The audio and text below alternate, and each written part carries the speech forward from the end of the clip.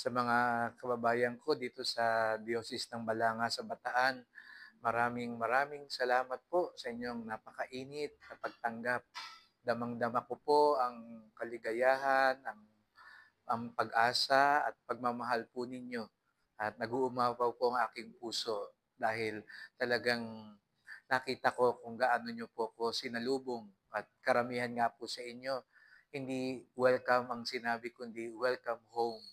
Dahil nga alam kong tinuturing nyo rin akong Bataenyo, katulad po ninyo sapagkat iisa ang ating ugat. Kaya nga ang pagdating ko kanina ay isang pag-uwi sa tahanan at pag-uwi sa isang pamilya. Kaya simulan po natin sama-sama ang isang napakagandang kabanata sa ating diocese. At tamang-tama ngayon ay ginintuan taon ng ating diocese. Kaya sama-sama po tayong magdasal sa ating Birhen Milagrosa de Santo Rosario de Orani at San Jose na tayo'y tulungan upang lalong mapuspos tayo ng grasya ng Diyos bilang isang simbahan. At daladala ko po ang grasya at awa din ng ating mahal na pong Jesus Nazareno.